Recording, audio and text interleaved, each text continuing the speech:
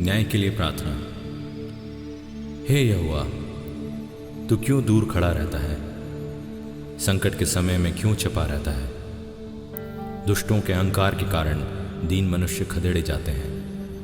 वे अपनी ही निकाली हुई युक्ति में फंस जाएं, क्योंकि दुष्ट अपनी अभिलाषा पर घमंड करता है और लोभी परमेश्वर को त्याग देता है और उसका तिरस्कार करता है। दुष्ट अपने अभिमान के कारण कहता है कि वह लेखा नहीं लेने का।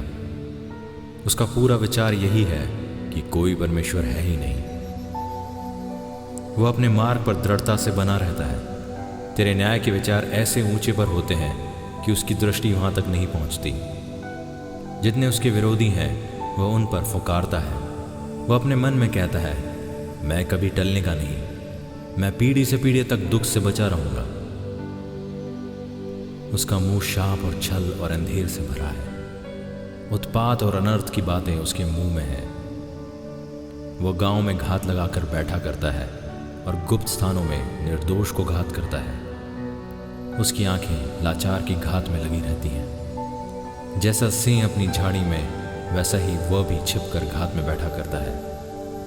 वह दीन को पकड़ने के लिए घात लगाए रहता है। वह दीन को अपने जाल में फंसाकर घसीट लाता है, तब उसे फाड़ लेता है। वह झुक जाता है और वह दुबक कर बैठता है और लाचार लोग उसके महाबली हाथों से पटके जाते हैं। वह अपने मन में सोचता है, ईश्वर भूल गया। वह अपना मुंह छिपाता है, वह कभी नहीं देखेगा। उठ हे यहोवा, हे ईश्वर, अपना हाथ बढ़ा और दीनों को ना भूल। परमेश्वर को दुष्ट क्यों तुच्छ जानता है और अपने मन में कहता है, तू लेखा ना लेगा।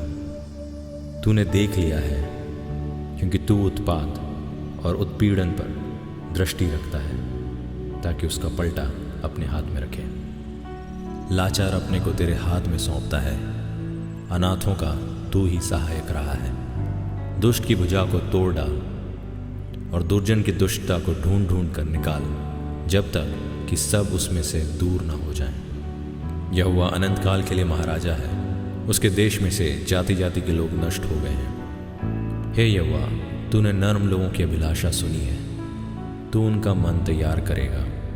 तू कान लगाकर सुनेगा कि अनाथ और पिसे हुए का न्याय करे, ताकि मनुष्य जो मिट्टी से बना है फिर भय दिखाने ना पाए। ये भजन हमने पढ़ा है भजन संहिता उसका 10वां अध्याय, उसकी 1 आयत से लेकर 18 आयत तक। और इस भजन में न्याय के लिए प्रार्थना की जा रही है। और जो प्रार्थना इसमें की गई है या जो बातें इसमें कही गई हैं, हमको ऐसा लगता है कि आज ही के पर्सपेक्टिव के हिसाब से बताई गई है। हमको भी कई बार ऐसा लगता है कि जो दुष्ट है वो क्या उसके मन में ये आ गया है कि कोई परमेश्वर है ही नहीं और कोई उसको डर नहीं है। और सचमुच यहाँ पर भी राइटर का यही एक्सप्लेनेशन है या ये उसका एक्सप्रेशन है कि 4th आयत में अगर हम देखें, दुष्ट अपने अभिमान के कारण ये कहता है कि वह लेखा नहीं लेने का। उसका पूरा विचार यही है कि कोई परमेश्वर है ही नहीं।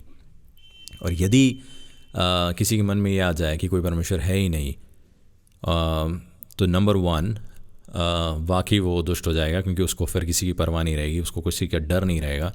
और हम हिस्ट्री में देख चुके हैं, जिन लोगों ने सोचा है कि कोई परमेश्वर है नहीं, वो सबसे ज़्यादा खतरनाक और सबसे ज़्यादा खूंखार, सबसे ज़्यादा अग्रेसिव, सबसे ज़्यादा क्रूएल एम्परर्स या क्रूएल पर्सनालिटीज़ रहे हैं। लेकिन नंबर 2 बाइबल ये भी बताती है कि मूर्ख ने अपने मन में कहा कि कोई परमेश्वर है ही नहीं। तो नंबर 1 जब वो ये कह लेता है कि परमेश्वर नहीं है, इसका मतलब वो सबसे ज़्यादा दुष्ट हो जा रहा है। और नंबर 2 वो मूर्ख हो रहा है, परमेश्वर उसको मूर्ख जान रहा है।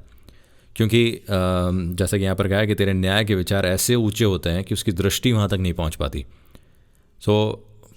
जब परमेश्वर का न्याय होता है तो या जो न्याय की उसकी परिभाषा है परमेश्वर की, उसको उस तक पहुँच पाना दुष्टों के लिए या निर्बुद्धियों के लिए या उन लोगों के लिए जो परमेश्वर पर विश्वास नहीं करते, उनके लिए उनको ऐसा लगता है कि ये यहाँ तक तो कुछ होगा ही नहीं, और यही वो सबसे बड़ी मूर्खता कर बैठते हैं और उसके बाद उनका न्याय हो जाता है।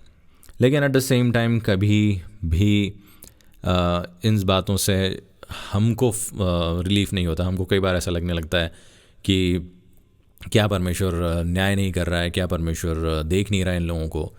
लेकिन अगर हम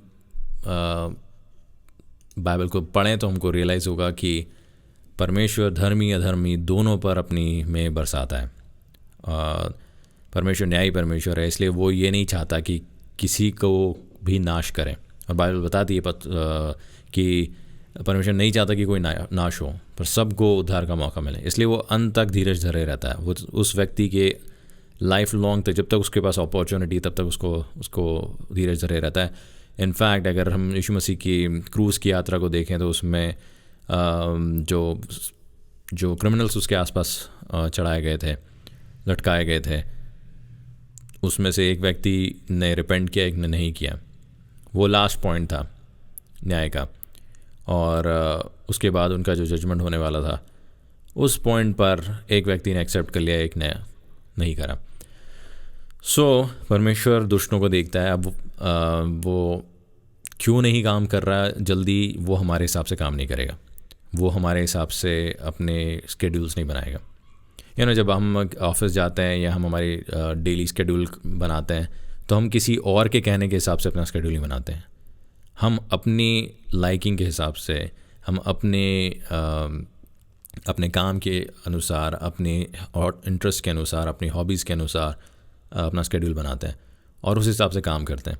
इनफैक्ट कई बार मुझे याद है जब मैं छोटा था और मैं अपने मॉम डैड से कुछ मांगता था, फुटबॉल या क्रिकेट बैट या कोई स्केट बोर्ड या कुछ और चीज़, तो वो मुझे जैसे ही मैंने मांगा वो उस वक्त नहीं देते थे। वो या तो मेरे बर्थडे का वेट करते थे या मेरे रिज़ल्ट आने का वेट करते थे कि अगर तुम्हारे इतने मार्क्स आ जाएंगे तो वो देंगे।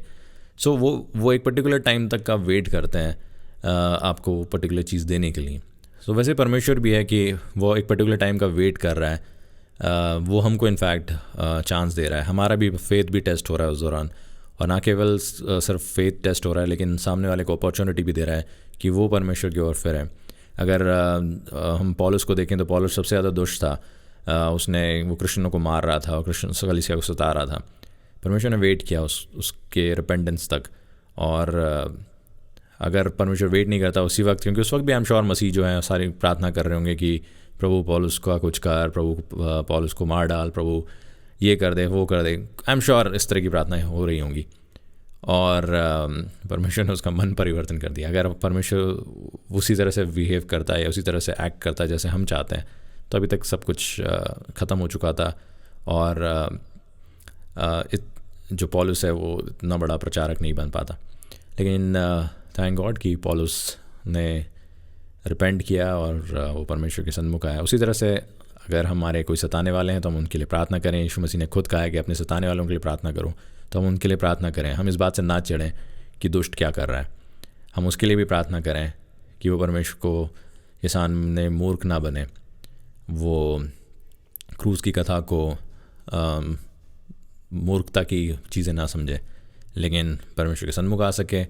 और परमेश्वर का जो न्याय है वो जैसा कि यहाँ पे 17 आयत में कहा है, यहोवा तूने नम्र लोगों की अभिलाषा सुनी है, तू उसका मन तैयार करेगा, तू कान लगा कर सुनेगा। That means he will listen. तू अनाथ और पिसे हुए का न्याय कर, तू अनाथ और पिसे हुए का न्याय करे, ताकि मनुष्य जो मिट्टी से बना है फिर भय दिखाने ना पाए। एंड बहुत सारी हिस्ट्रीज में ऐसे एग्जाम्पल्स हो चुके हैं जिसमें से बहुत सारे लोगों ने देखा है कि कितना बुरा हश्र हुआ है जिन्होंने परमेश्वर के विरुद्ध जाके इन सारी चीज़ों को किया है।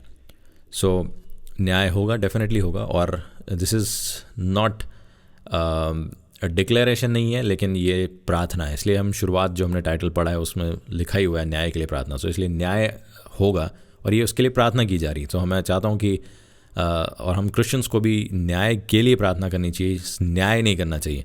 हम जाके अपने हाथ में जजमेंट नहीं ले सकते या हम जाके फैसले नहीं ले सकते। हम किसी को जज नहीं कर सकते किसी के बेसिस पे, उसके एक्ट्स के बेसिस पे। तो हम लोग प्रार्थना कर सकते हैं। हमारे पास सबसे बड़ा टूल प्रार्थना करने का है और हम वो प्रार्थना करें। अब प्रार्थना कैसे करनी है, कैसे नहीं करनी है, ये हमें बाइबल बताती है।